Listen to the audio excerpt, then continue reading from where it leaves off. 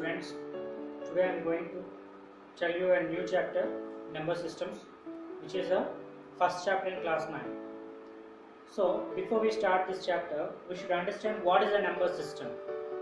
So a number system is defined as system of writing. So a number system is defined as system of writing for expressing numbers. So to express numbers, so we need some system of writing. So that system of writing is called as a number system for mathematical notations. So for mathematical notation of representing numbers is called as number system.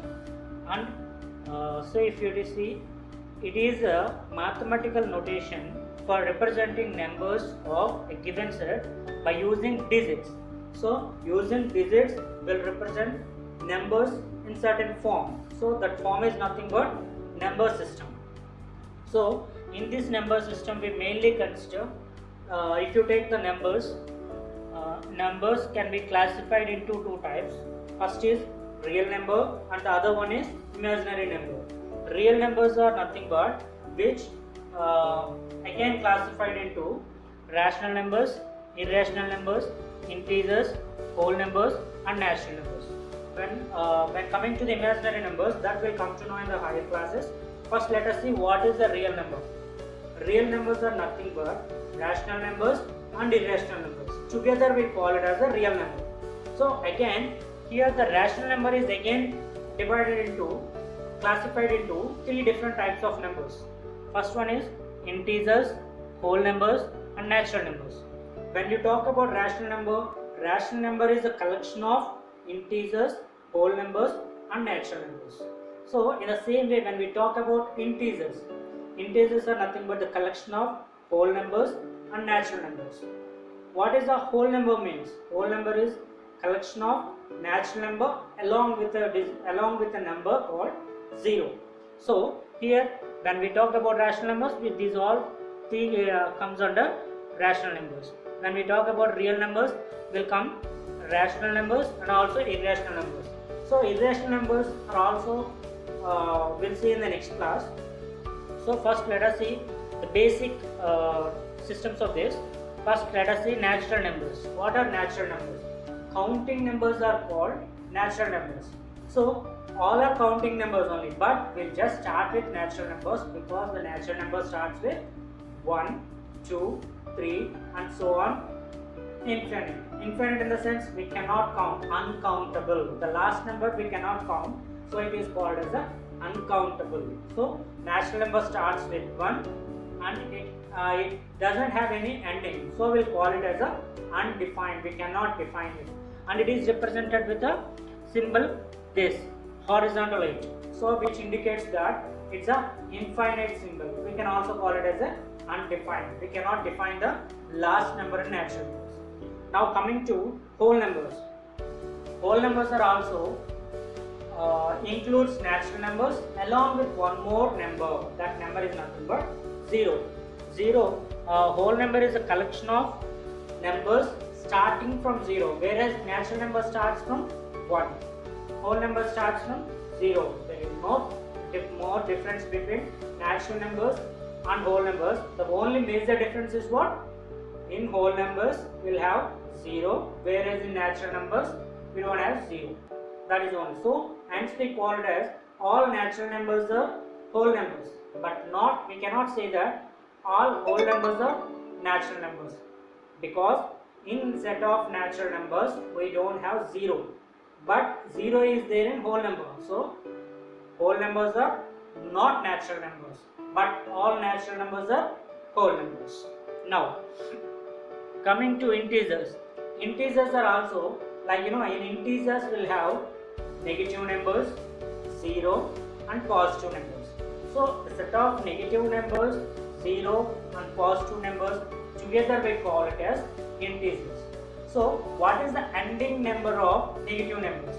So we cannot determine. So we'll say that minus infinite. So I told you what is an infinite means and what is an undefined means. So we'll say this is a minus infinite indicates that the negative number cannot be determined. So it is an uncountable number. So we wrote minus infinite. And if you see minus 3, 2, 1, minus 1, 0, 1, 2, 3 and so on, and infinite. Again in positive numbers also we wrote infinite symbol, which indicates that the last number is also can't be determined. So now coming to integers, integers contain negative numbers, 0 and also positive numbers. Now if you see here 1, 2, 3 and so on, infinite indicates that these are natural numbers. Now if you see this is 0, 0, 1, 2, 3 and so on, infinite. So this is all set. Whole numbers, natural numbers are also there in set of integers. So they will call those as subsets of integers. So all whole numbers and natural numbers are called integers along with negative numbers. But whereas in natural numbers and whole numbers, then we don't see negative numbers. But coming to the integers, we'll see negative numbers, 0 and also all positive numbers. Right. Now let us see how they are notated with. Notation will be, for natural numbers we usually use capital N to denote natural numbers.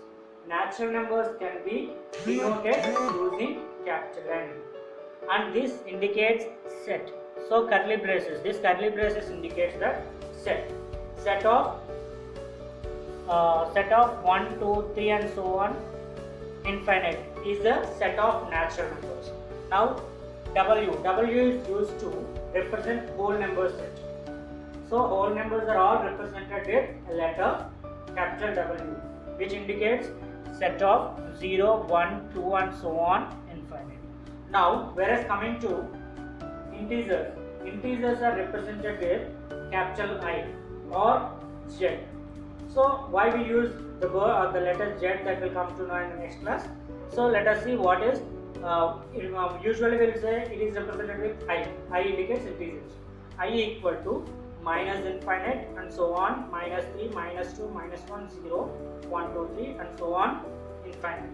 So this is all set of integers, whole numbers, natural numbers. These three together are called rational numbers. So what is the rational number? First let us see its definition. A number which can be written in P by Q form, where P and Q are integers. So that means a number which is in the form of P by Q. P by Q in the sense P is an integer and Q is an integer. Let us suppose 2 is an integer number and 3 is an integer number. So 2 by 3 is a rational number. A number which is in the form of P by Q. So 2 by 3, 2 by 3. So we usually say like a fraction. Okay. So P by Q form, and where P and Q are integers and Q should not be 0. Why? Because if Q equal to 0, the whole part, any number divided by 0 is undefined. So to represent a rational number, Q should not be 0. So here this is also represented with a letter called Q. Okay, Q indicates quotient. So quotient in the sense of if you see ratio, rational number is nothing but rational number. The word rational number comes from the word ratio. Ratio is nothing but A by B, B by C, like that. So dividing a number with another number is called ratio. So here if you see P by Q is in the form of ratio, and we'll get some answer for that. That is nothing but quotient, right? When we multiply it. So what we get when we divide it, and we'll get some quotient and also remainder.